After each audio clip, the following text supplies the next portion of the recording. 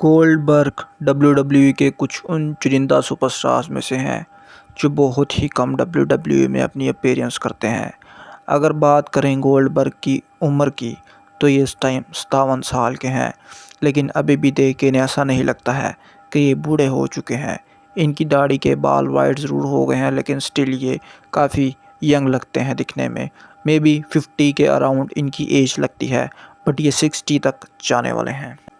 Goldberg आमतौर पे बहुत कम डब्ल्यूडब्ल्यूई में अपीयरेंस करते हैं। इनकी लास्ट अपीयरेंस 2022 में हुई थी, जब इन्होंने रोमन रेंस के अगेंस्ट मैच लड़ा था। उसके बाद से गोल्डबर्ग बिल्कुल ही डब्ल्यूडब्ल्यूई से गायब थे और उनके आने के कोई भी रूमर्स नहीं थे।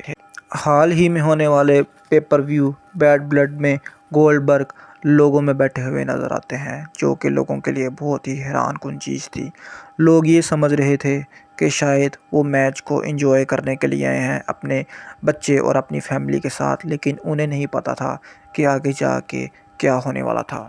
किसी भी इंसान के लिए बहुत ही ऑकवर्ड सी सिचुएशन होती है जब उसकी फैमिली के सामने कोई बंदा उसको चैलेंज कर रहा हो और उसे अपनी फैमिली के साथ उसके साथ झगड़ना पड़े, क्योंकि कोई भी इंसान ये नहीं चाह रहा होता कि वो अपनी फैमिली साथ लिए हुए किसी के साथ झगड़ा करे।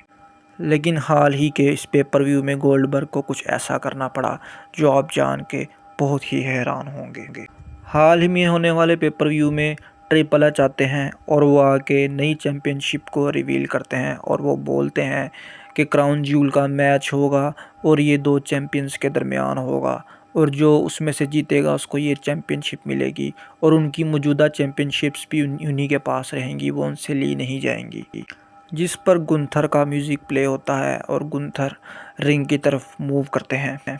गुंथर रिंग में आके ट्रिपल एच को बोलते हैं कि हाल ही में जब मैंने रैंडी ऑर्टन को हराया था तो तुमने मुझे ट्रॉफ़ी दी थी और ताज पहनाया था। आई होप सो कि तुम्हें याद होगा। मुझे उम्मीद है कि इस दफ़ा भी ये चैम्पियनशिप तुम मुझे ही दोगे। लेकिन वो बोलते हैं कि मुझे लगता है कि सैमी ज़ेन अभी जो मुझसे फ़ाइट करने वाला है वो सूट नहीं करता मेरे साथ फ़ाइट करने के लिए।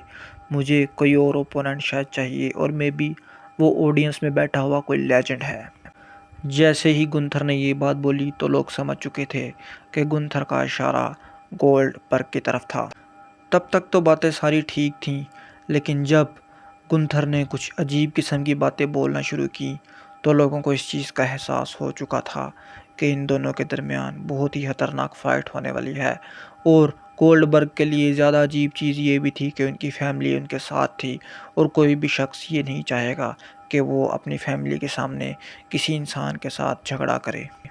गुंथर गोल्डबर्ग को बोलते हैं कि क्या तुम्हें याद है कि हाल ही में मैंने तुम्हारे बारे में ये बोला था कि मैं तुमसे बहुत ही ज़्यादा इम्प्रेस्ड हूँ और तुम मेरे फेवरेट रेसलर रहे हो बचपन से।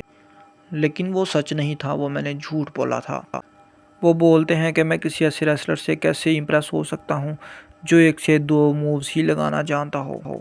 बात एक्चुअली ख़राब वहाँ से होती है जहाँ गुंथर गोल्डबर्ग के बेटे से मुखातब होते हैं और बोलते हैं कि मुझे उम्मीद है कि जिस तरह का वो रेसलर है उससे कहीं ज़्यादा बेहतर शायद वो तुम्हारा फादर होगा। ये बात सुनते ही गोल्डबर्ग अपने आप से बाहर हो जाते हैं और उठ खड़े होते हैं। वहाँ पे लोगों को इस चीज़ का अंदाज़ा हो चुका था कि अब कोई बहुत ही खतरनाक फ़ाइट होने वाली है इनके दरमियान। वो बैरीगेट से बाहर आते हैं और सिक्योरिटी इस चीज़ को भांप चुकी थी कि अब इनके दरमियान ब्रॉल होगी, इसीलिए वो गोल्डबर्ग के आगे खड़े हो जाते हैं आके और गोल्डबर्ग को रिंग में जाने से रोकते हैं। जबकि दूसरी तरफ गुंथर भी पूरी तरह तैयार थे गोल्डबर्ग के साथ लड़ने के लिए। लेकिन इससे पहले कि कुछ हो पाता, सैमी ज़ेन ने पीछे से आके गुंथर पर अटैक कर दिया और बहुत बुरी तरह से गुंथर को पीटा।